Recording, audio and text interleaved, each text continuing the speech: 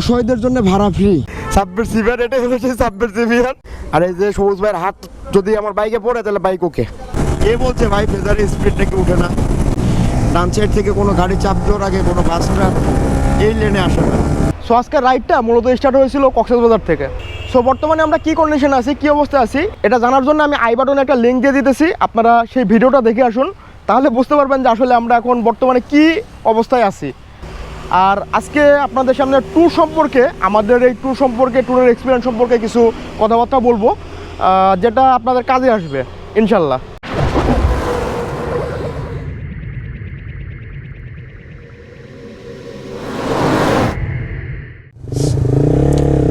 বিসমিল্লাহির রহমানির রহিম।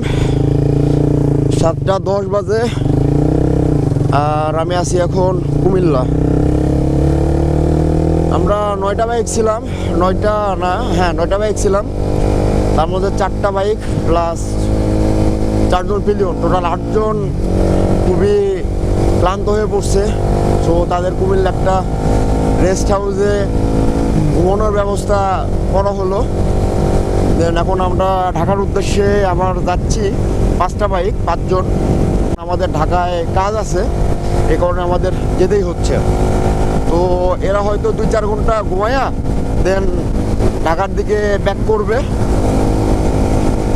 মানে ঢাকা আসবে, দেন একসাথে নাটোর দিকে যাব। আর এর মধ্যে আমরা আমাদের কাজগুলো কমপ্লিট করে নেব।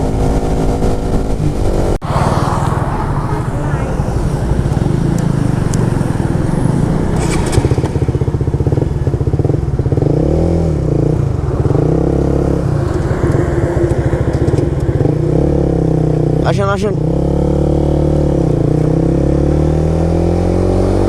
দাউদকান্দি 15 কিলোমিটার আর ঢাকা মেবি 65 বা 62 এরকম হবে।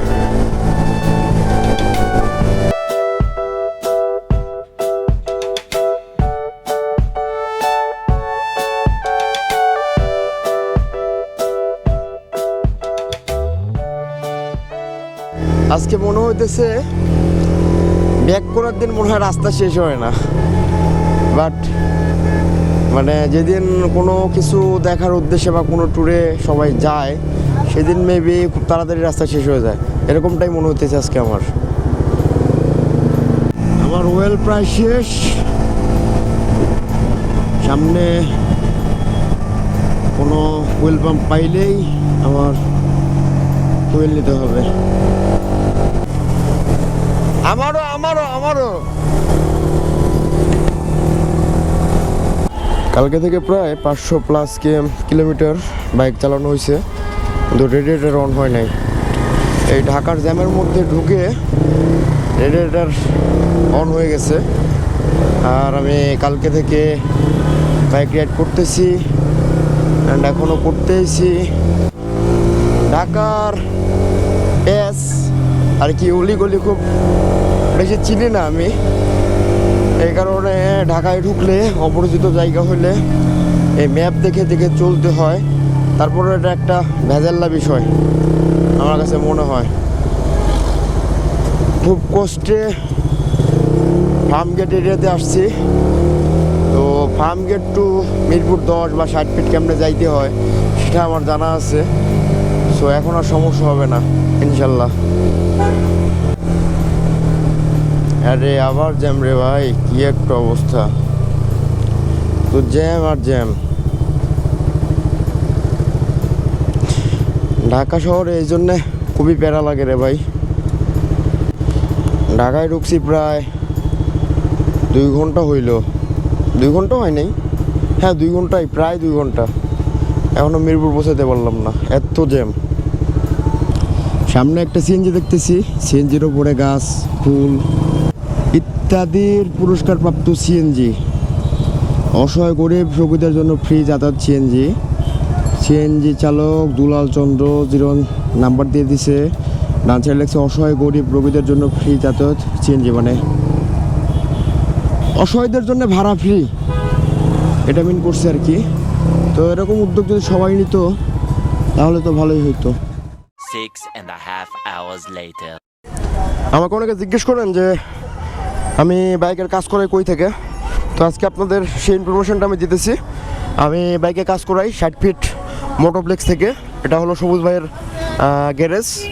এটা 37 north Pirerbag 60 feet road, Mirpur, Dhaka. তো আপনারা যদি তার নাম্বার চান আমি দিয়ে দিতে পারবো, তার সাথে কন্ট্যাক্ট করে আপনারা আপনার বাইকের প্রয়োজনীয় কাজগুলো করাই নিতে পারবেন। তো আমি আজকে সকালে ঢাকায় আসছিলাম, আপনারা জানেন সকাল 10টা থেকে ঢাকায় ঢুকছি। তারপরে আমার বাইকের কিছু হালকা সার্ভিসিংয়ের কাজ ছিল, সেই কাজগুলো আমি করাই নিলাম। করাই নেওয়ার পরে হোটেল খুঁজতেছিলাম, সবুজ ভাই হোটেলে যাইতে দেয় নাই, উনি ওনার বাসায় নিয়ে গেছিলো আমাকে, সেখানে গোসল করলাম, তার বাসাতে রেস্ট নিলাম। উনির সাথে আমার পরিচয় কিন্তু খুব বেশি দিনের না, কিন্তু উনি যে এতটা আন্তরিক সেটা বলে বোঝানোর মতো না। পুরো বাসাটা আমার জন্য ছেড়ে দিয়েছে, তাহলে বোঝেন মানে উনি কতটা আন্তরিক হইতে পারে। তো আমি পার্সোনালি রিকমেন্ড করব, আপনারা ঢাকার বুকে যদি কাজ করান, সিভিআর R15 কাজ যদি করান, তাহলে মিরপুর এরিয়াতে হইলে আপনি এই 60 ফিটের মোটোপ্লেক্সে আপনি কাজটা করাইতে পারেন। আশা করি নিরাশ হবেন না, ওনার কাজ এতটা সুন্দর আর কি। আপনাদের সবুজ ভাইয়ের সাথে কথা বলে দিতেছি। আমাদের সবুজ ভাই, ইনি হলো মোটোপ্লেক্সের ওনার। তো আপনারা যারা 60 ফিট এরিয়াতে বা মিরপুর এরিয়াতে সিভিআর R15 কাজ করতে চান, তারা মোটোপ্লেক্সে আসতে পারেন। আশা করি নিরাশ হবেন না। আর এই যে সবুজ ভাইয়ের হাত যদি আমার বাইকে পড়ে, তাহলে বাইক ওকে। আমি কি বলবো, আপনি যা বলছেন এত কিছু তো আমিও বলতে পারতাছি না ভাই। কি বলেন ভাই? আচ্ছা ভাই, তাহলে আমি আগাবো। ভালো আসবে। আচ্ছা ভাই, ঠিক আছে ভাই, আগালাম ভাই। ভালো আসবে তাহলে। হ্যাঁ, আগাবো, অবশ্যই আসবো, তাড়াতাড়ি আসবো। মানে ভার্সিটি খুললে আমি মনে করেন আবার ঢাকা। হ্যাঁ, ক্যামেরা অন আছে। কারণ ঘটনা হলে যে ছেলের রেস আপনারা দেখেন আমার চ্যানেলে, সাব্বির সিভিআর, এটা হলো সেই সাব্বির সিভিআর, খালি R15 ভরে। কাকা আগালাম তাহলে, লাভ। আচ্ছা, এই 60 ফিটরে আমার নিজের এলাকা মনে হয়, কারণ এই 60 ফিটে আমার এত ভাইবাদার হয়ে গেছে যে এখানে আসলে মনে হয় না যে আমি বাসা থেকে প্রায় 250 কিলোমিটার 200-250 কিলোমিটার দূরে আছি। আর সাব্বির কাকা, তারপরে মোটোপ্লেক্সের সবুজ ভাইয়ের কথা তো নতুন করে বলার কিছু। তার বাসায় ছিলাম, পুরো বাসায় কেউ ছিল না, আমারে পুরো বাসা ছেড়ে দিছে যে ভাই রেস্ট করেন, আমি আপনার বাইকের কাজ কমপ্লিট করে রাখতেছি। দাঁড়ায় আছি টেকনিক্যালের জ্যামে, মানে চন্দ্রা পর্যন্ত যে কি জ্যামটাই পার করতে হবে সেটা এখনই বুঝতে পারতেছি। চন্দ্রার পরে অবশ্য জ্যাম অতটা থাকে না। তারপর দেখা যাক, বাজবে এখন 6:30 বাজে। বাসায় পৌঁছাতে কয়টা বাজে সেটা আপনাদের আপডেট জানাবো অবশ্যই। A few inches later. Mirzapur পাওয়ার আগে এই আল আহাদ হোটেলে আমরা হালকা খাওয়া দাওয়া করে নিলাম। রাস্তায় জ্যাম ছিল মোটামুটি, বাট খুব একটা বেশি না। আমরা মোটামুটি প্রচুর রাস্তা কভার করে ফেলছি। মেবি 120 কিলোর মতো রাস্তা আছে নাটোর। দেখি কতক্ষণ লাগে যাইতে আমাদের। আমাদের সব রাইডাররা ওয়েট করতেছে সিরাজগঞ্জ ফুড ভিলেজে। যদি দেখি তারা একটা ব্রেক দিছে, তাদেরকে আমরা ধরতে পারি কিনা ট্রাই করবো আর কি। এখন বাজতেছে 9টা, আমরা মির্জাপুর এরিয়াতে।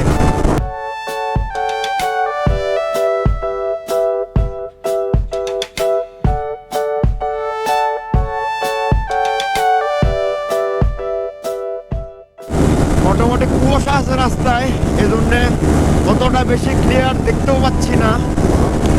তারপরেও ওভার স্পিডিং করতেছি, 120-22 কেটে যাচ্ছি।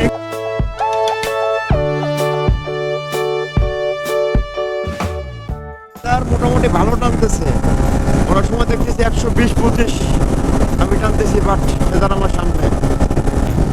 এদার রাইড করতেছে আমাদের সাইদ ভাই, এখানে 116, বাট এদার আমার সামনে। বাট ডাউনও কিন্তু হয় নাই, নর্মালি বসে থেকে চালাই দিচ্ছে। কে বলছে ভাই ফেজারের স্পিড নাকি উঠে না? কে বলছে এটা? আমি তো দেখতেছি ভালোই ওঠে। ওটা এই মুহূর্তে ওনার টাঙ্গাইল এলেঙ্গাতে চলে আসছি। এটুকু কভার করতে একটু প্যারা হয়ে যাবে। এলেঙ্গার আগে যে পরিমাণ স্পিডিং করছি সেটা করা সম্ভব না।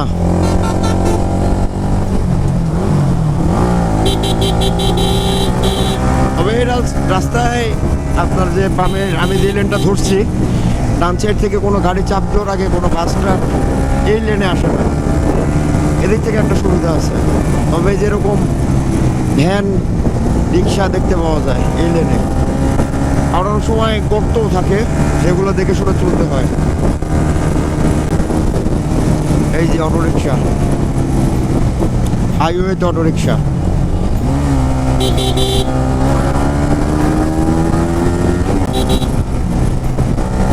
আমি ভয় পাচ্ছি গর্ত থাকে কিনা। বামের লেনে গর্ত থাকলে রাত্রিবেলা ভালোভাবে দেখা যায় না।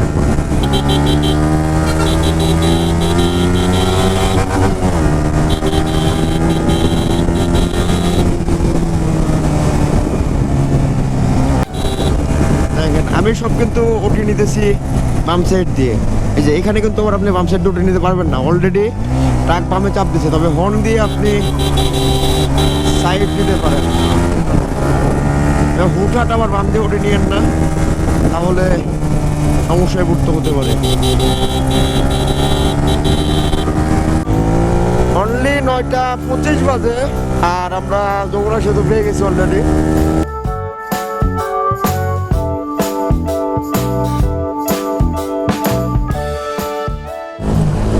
এই যে ডান সাইডে দেখছেন কি গাড়ির চাপ। আমার বাম ছাড়া ওটি দেওয়ার ওয়ে নাই। আমি এখন বনপাড়ার কাছাকাছি, আর আমার টুরমেটদের আমি গাইতে বলছি, কারণ আমি এবং সাইদ ভাই একটা জ্যামে পড়ছিলাম, তার কারণে আমাদের লেট হয়ে যায়। আর সবাই অনেক ক্লান্ত, অনেক দূর থেকে রাইড করে আসতেছে। তো তাদের আর কষ্ট না দিয়ে তাদেরকে আগাইতে বলছি। ইনশাল্লাহ আগামীকাল তাদের সাথে দেখা হবে। আর ঠান্ডায় আমার গলা ভেঙে গেছে আবার। এই ট্যুরটা আমার ভাঙ্গা গলা দিয়ে শেষ হইল। এখন ঘড়িতে 10:27। আর আমি ঢাকা থেকে রওনা দিয়েছিলাম 60 মিনিট থেকে 6টা বেজে 39 মিনিটে মেবি। এর মাঝখানে আমাদের খাবারের ব্রেক গেছে প্রায় আধা ঘন্টা।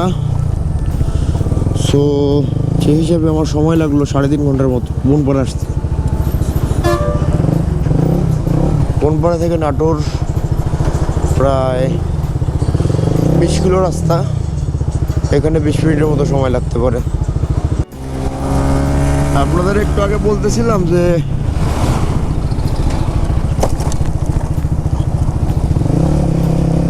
আরে রাস্তা যে ভাঙছে আমরা জানি না।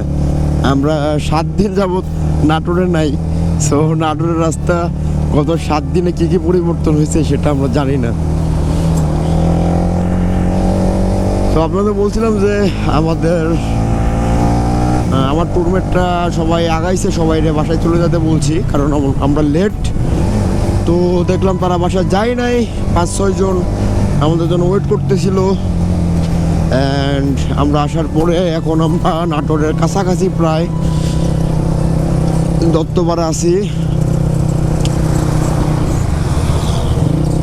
হয়তো এখানে একটা টি ব্রেক নিব আমরা, দেন এইখান থেকে বিদায় নিব সবাই।